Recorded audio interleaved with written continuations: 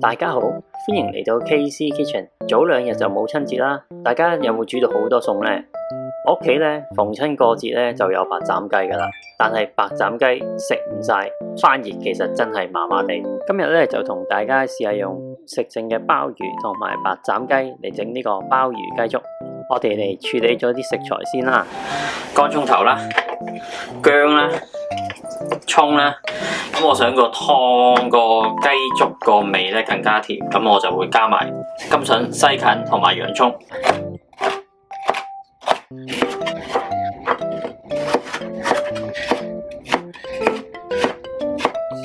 乾葱頭咧全部切半啦，薑就切片啦。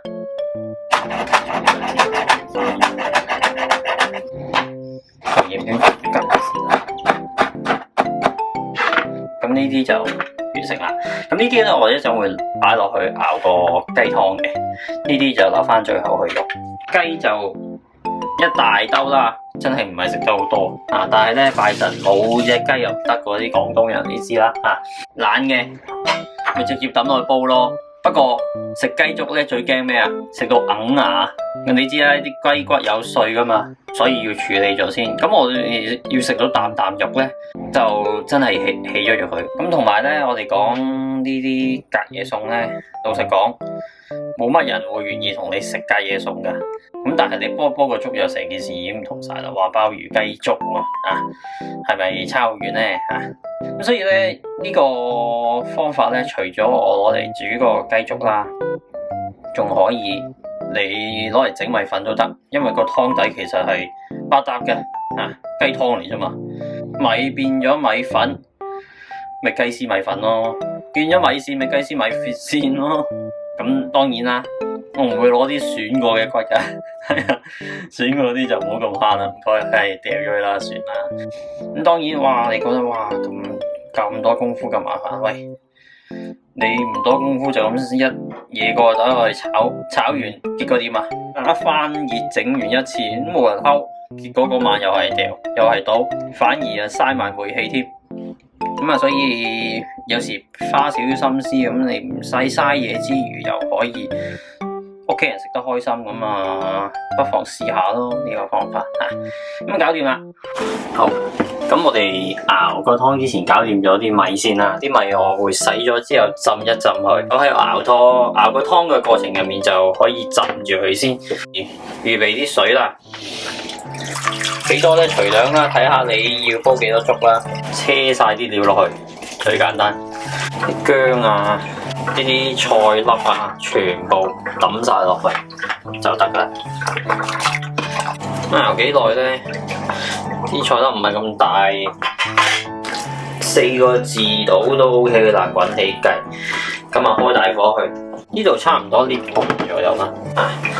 咁啊，多少少冇所謂，因為咧滾落去會蒸發嘅。呢啲泡啊，啲污糟嘢啊，我哋撈翻起佢，順便撇走啲油啦。因為你見好多滴雞油，當然啲雞油唔撇都得嘅。咁啲雞油可以幫到呢個粥嘅，可以加幾粒胡椒落去嘅，唔加都唔大問題嘅。不過我都啱啱整起，其實可以加埋啲胡椒落去一齊烤。有少少時間突然間諗起係可以加啲薄脆落去，所以我 search 下點樣整，試下啦，試下整唔整到咯。少少麵粉，第一次整啊，唔知得唔得。咁啲薄脆鹹嘅，所以咧都要加啲鹽，酌量啦，我都唔知加幾多，少少梳打粉，啲 baking soda 啦。少少嘅夠啦，我呢度真係少少嘅啫，逐少加啦。我都唔知個份量，因為總之搓埋佢哋一齊。咁水量應該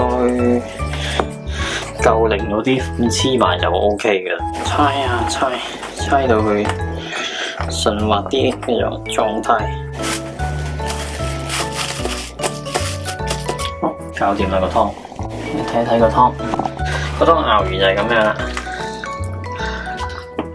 咁啲渣我哋隔俾佢啦。一個煲，你嘅我啲油。如果你嫌多油，你可以直情隔走啲油去都冇問題。咁你見啲米都擺咗喺下面㗎啦。咁呢度啲水咧其實就唔夠嘅，咁可以再加啲水落去。就係啦，開火煲佢，冚咗呢個蓋嘅。唔知大家中唔中意用壓力煲啊？以前細個嘅時候咧，好多時聽到啲新聞咧，又話啲壓力煲會爆炸成啊！咁以前啲壓力煲咧，其實都真係幾危險嘅。基本上外國嗰啲壓力煲咧，即係我唔知大陸嗰啲點啦，我就冇用過啦。咁但係外國啲壓力煲其實都好安全嘅。好似呢個 F 字頭呢個牌子啊，唔係賣廣告啊。咁啊，純粹我入貨用到而家，咁有興趣可以了解下啦嚇。咁就我覺得都唔錯，幾好用嘅。佢一 set 就有2個煲啦，頭先煲湯個煲啦。咁冇記錯應該3.5 升。另外呢個高身嘅我都係煲湯，如果多啲湯嘅或者煲粥嘅，我就會用呢個高身，就6.5 升。咁你見咧，其實就我唔會用到盡㗎。佢其實有個刻度咧，就寫 maximum 係幾多嘅。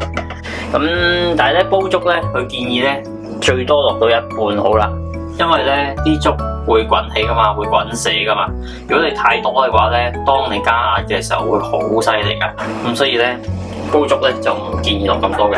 同埋咧留意煲粥個水量咧，我哋用壓力煲咧，有時個水量要留意，就唔好話特加太多。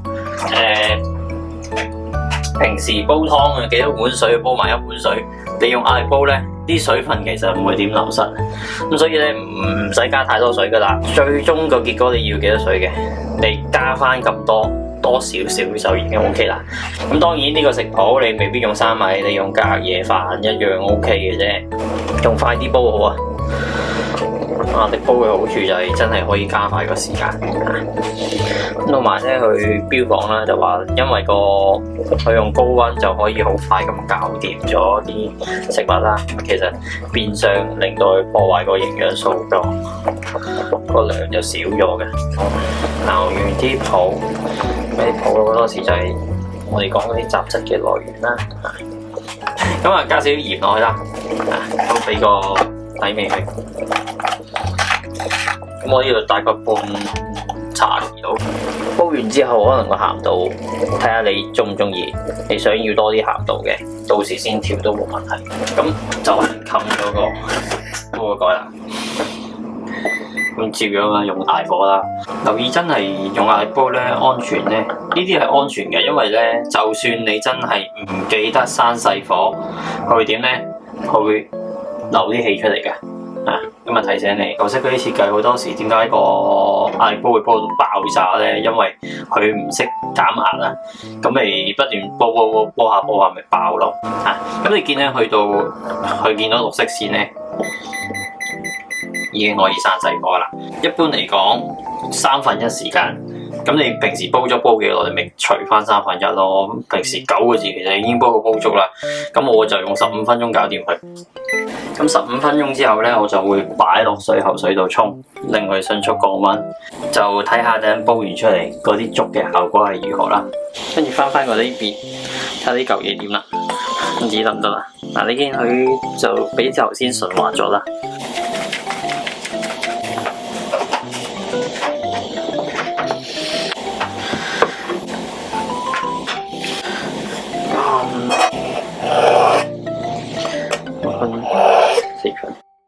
話說咧，呢度我炸完之後咧，就覺得唔係咁啱 size，咁所以我就戒翻細去，用細粒嚟整，我覺得似好多嘅。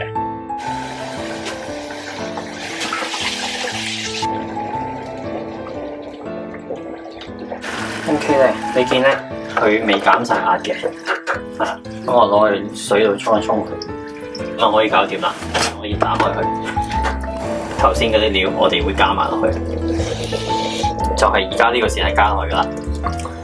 咁而家加落去就可以令到佢整熱之餘啦，又唔會太過鞋啦，同埋啲味唔會出晒啊。咁你如果咁去煲粥，其實你啲味會冇晒噶嘛。咁你見其實啲粥都已經起晒花噶啦，啲米。可以睇到個雞味好夠嘅，可以加多少少鹽，最後加埋啲薑絲同埋葱落去。如果你唔係咁中意食咁生嘅薑，你咪滾開少少咯。但係就啲葱就最後先加嘅，最好搞掂。咁啊，淡淡嘅雞肉啦，食落去有啲雞湯嘅味啦。你見係完全唔需要加雞粉啊、雞精啊、味精啊都 OK 嘅。咁你唔使出到去食碗雞肉，食完之後，喂，成肚水噶啦，仲要鬼咁頸渴。呢個食譜就係咁啦。多謝睇到嚟呢度，中意我嘅食譜嘅，記得 subscribe 翻，俾翻啲 comment 我。下次再見，拜拜。